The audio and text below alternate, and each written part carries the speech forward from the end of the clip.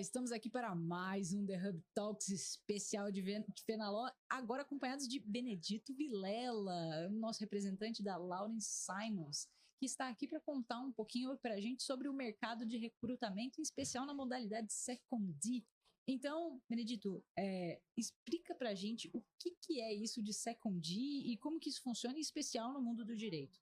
Show de bola. Antes de mais nada, muito feliz de estar aqui, Isa. Muito obrigado pelo convite. Vamos lá para a turma do The Hub que está acompanhando aí. Hoje a gente tem uma modalidade de atuação, né, que não é tão recente, mas ela tem ganhado muito destaque no mercado, que é o secondment. O secondment, algumas pessoas confundem muito com terceirização. A terceirização, né, a gente pensa muito nela quando está falando realmente de um porteiro, limpeza, onde você não tem muito a característica pessoal de quem está te atendendo, e sim daquela função que está sendo feita. O secondment, por outro lado, ela busca características especiais, sejam características técnicas ou comportamentais, para exercer determinada função.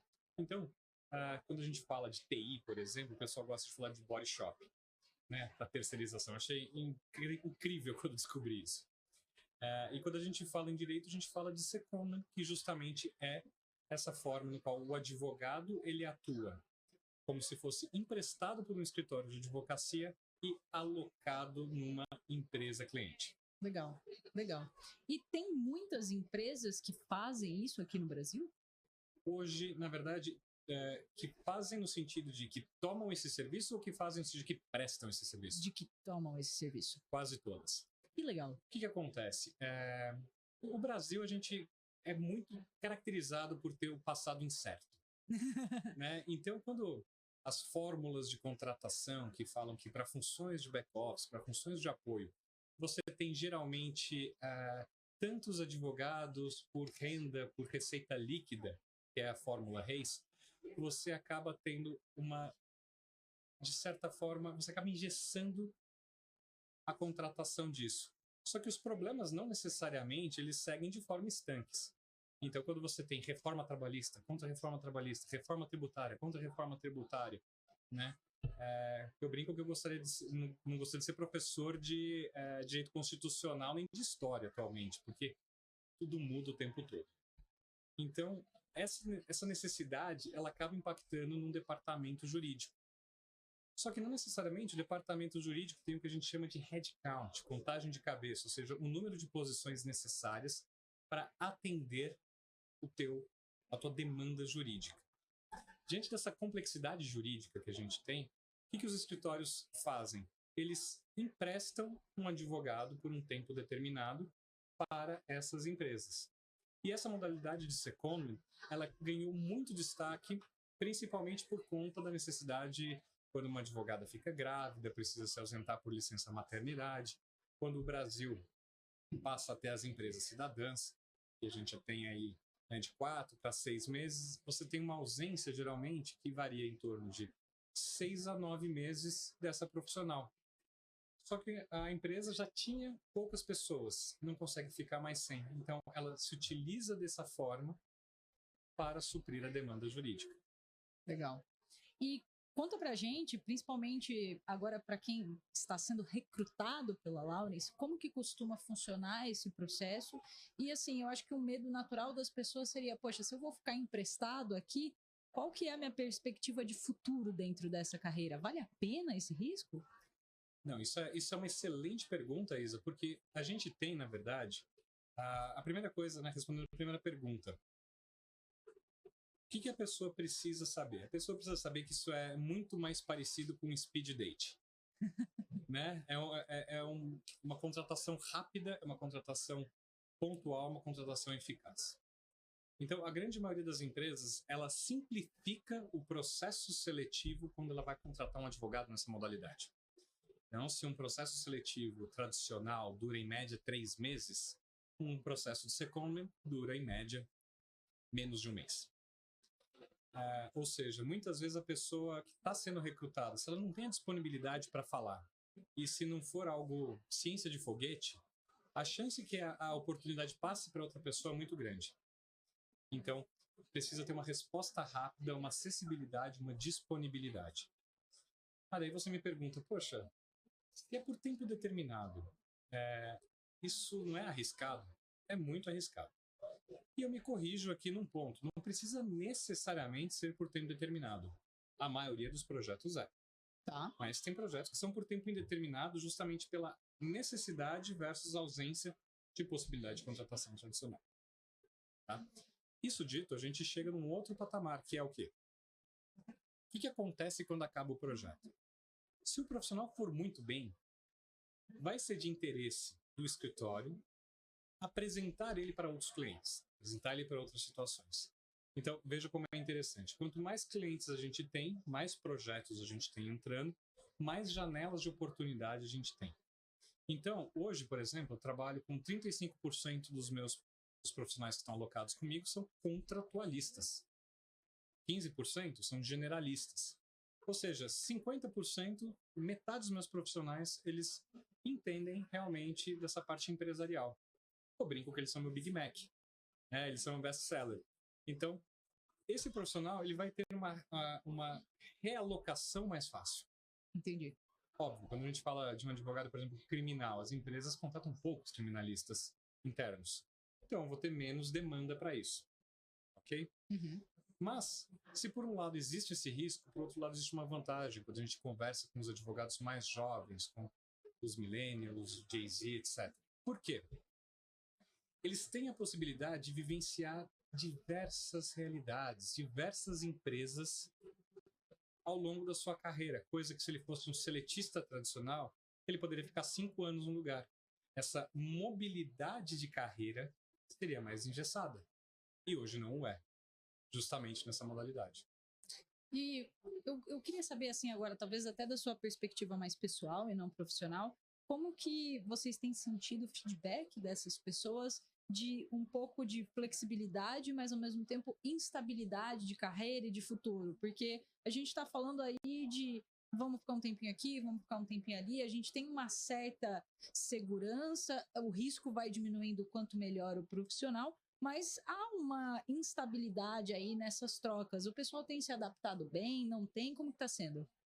É muito interessante esse viés. Hoje, né, a gente tem dos projetos que terminam, ou seja, a gente tem um prazo determinado, ou mesmo um prazo indeterminado, e o projeto vai terminar, 44% dos casos termina por efetivação, por internalização. Que interessante. A empresa gosta tanto da pessoa que acaba pegando ela para o departamento interno.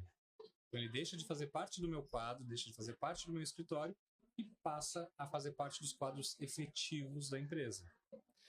Esse número é muito legal porque ele conversa realmente com, é instável, é arriscado, mas você tem uma chance aqui de meio a meio de ficar. Faça um bom trabalho. Que se eu não conseguir realocar, o próprio cliente pode querer ficar com você. Então tem gente que se adapta muito bem com isso e tem gente que não, que sente a necessidade da segurança. Mas pensando no tempo em que CLT era garantia de segurança, você ter uma carteira assinada era garantia disso. Hoje em dia, não é mais. Não é mais. E para quem quer ser encontrado, para quem quer ser recrutado pela Laurens, o que essas pessoas precisam fazer para estarem em posição de destaque, ou como que elas podem estar aí no radar dos seus recrutadores? Olha, o LinkedIn hoje é uma ferramenta fundamental. Pouquíssimos recrutamentos hoje não passam pelo LinkedIn. Então, a primeira coisa é, eu não vou dizer que você tem que ter uma conta. Isso já é dado do problema. Se você não tiver uma conta do LinkedIn... Você não está nem no mapa. Você não está no mapa, eu não te enxergo. Né? Só que não pode ser qualquer LinkedIn. O seu LinkedIn ele tem que ser construído com as técnicas de SEO. Justamente para que você consiga encontrar isso. Ou seja, para quem não é familiarizado com o termo, SEO é Search Engine Optimization. São a otimização dos mecanismos de busca. Isso significa a utilização de palavras-chave compatíveis com aquilo que você está buscando. Então, se eu sou, por exemplo, um advogado contratualista, eu tenho que ter contratos de prestação de serviço, contratos de confidencialidade, contratos internacionais. Quanto mais vezes o termo for repetido, maior vai ser a relevância para o mecanismo de busca. E daí, mais facilmente eu vou te encontrar. Tanto que colocar open to work ou no mercado aberto ou procurando, eu nunca vou procurar essas palavras no meu mecanismo de busca, logo eu nunca vou te encontrar. Então, quanto mais completo for o teu LinkedIn, maior é a chance de você entrar no nosso radar. Incrível. Você acha que vale a pena as pessoas, talvez não só estudarem isso por conta, mas eu vejo bastante gente oferecendo e às vezes até procurando serviços de consultoria, de otimização de perfil de LinkedIn? Você acha que é um caminho ou não dá para fazer isso sozinho? Acho que sozinho é melhor. Muita gente consegue fazer sozinho, desde que seja uma pessoa atenta, que se dedique realmente à tentativa e erro e esteja disposta a trabalhar naquilo, porque não é uma coisa necessariamente intuitiva e simples. Muitas vezes nós recebemos excelentes profissionais com péssimos currículos. Teve uma vez que eu recebi um currículo de 14 páginas. Tinha uma capa o currículo. Eu respondi por e-mail. Isso é uma brincadeira? Eu realmente fiz isso. A minha equipe, e daí eu complemento, isso é inadmissível. Isso é inadmissível. E a minha equipe até hoje fala, quando vê alguma coisa que eles não gostam, isso é inadmissível. Eles fazem remissão a esse episódio. Tem uma figurinha lá, isso é brincadeira? Então, o que acontece? Um currículo assertivo, as pessoas podem pegar o que eu falei e falar, então tá bom, então eu vou escrever 8 páginas, contratos, fica parecendo iluminado, né? Tipo, não. Na verdade, é você ser assertivo. E essa assertividade, muitas vezes, é uma barreira para o advogado. E por que a assertividade é uma barreira para o advogado? O advogado adora falar. Prolixos por natureza. Adora falar de si. Prolixo, enrolador, confuso. Eu sou advogado, tá? De formação, para quem não me conhece, então eu posso falar isso sem estar... É uma autocrítica, fiquem tranquilos. Exatamente, sem despertar toda a ira de 1,5 milhão de pessoas. Não, eu amo quando as pessoas vêm jogar hate nos comentários, que gera bastante engajamento, então fica tranquilo. Então tá bom. Então, hate all along. Mas, dito isso, tem currículos que acabam ficando muito extensos. E existe uma regra do recrutador que é muito interessante. Você sabe quanto tempo demora para um recrutador decidir se aquele currículo serve ou não ao propósito? Eu acho que eu sei esse número. Ele tá perto de 45 segundos? 7. Não acredito. E 7 segundos é quase o tempo que uma pessoa demora, né, para dar o like ou dislike numa foto, no Tinder, etc. É esse tipo de percepção. E antes de eu ser recrutador, eu falava, não é possível. Não é possível que você veja. Só que Você chega, você bate o olho, você abre o documento, muitas vezes pela formação do documento, pela formatação do documento você descarta, pela forma como o e-mail é encaminhado, pelo o e-mail de origem. Uma vez eu recebi um e-mail da gatinha.manhosa. E era um e-mail profissional. Eu fui procurar no LinkedIn. Ela não era nem gatinha, nem tampouco manhosa. Mas assim, realmente interessante, porque o currículo ele demonstra uma habilidade de assertividade, de objetividade. Um currículo, idealmente, esse número varia. Muitos headhunters vão falar coisas diferentes. Na minha visão pessoal, um currículo ideal tem 2 páginas. Tem gente que fala que tem que ter uma, que não lê a partir da 2ª página. Já acho difícil caber em uma página só. Pois é, mas tem gente que fala isso.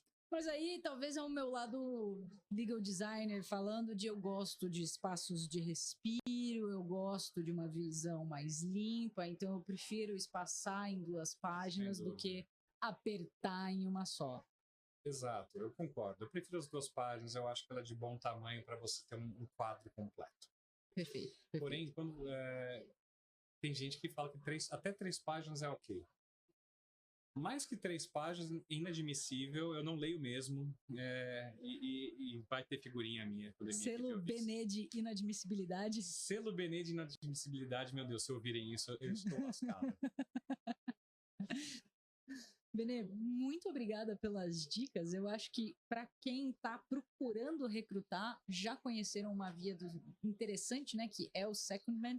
Então, para empresas que não conheciam essa possibilidade, procurem a Laurence, conheçam um pouco mais de formas de preencherem essas vagas. E para você que quer ser encontrado, encontrada, que quer ser recrutado, recrutada, fica aqui o convite para desenvolver um pouco mais a sua página de LinkedIn. pesquise um pouco sobre SEO. É meio chatinho começar a aprender se você não conhece nada, vai levar um pouco de tentativa e erro, mas dá inclusive para fazer isso na unha. Com certeza, e aproveito e deixo o convite aí para seguirem as Benedicas, que são publicadas no meu perfil profissional no Instagram, @BeneditoVilela. Então, todos esses perrengues de entrevista, de processo seletivo, eu gosto de transformar em dicas para ajudar os candidatos a encontrarem um tão sonhado emprego novo. Então você sai daqui com, quem sabe, uma possibilidade de vaga na Lawrence no futuro com as dicas do Benê, né? É isso aí. Muito obrigada, Benê, pelas dicas que você trouxe para o nosso podcast. E para você que nos acompanhou até o final, aquele meu muito obrigada e até o próximo The Hub Talks.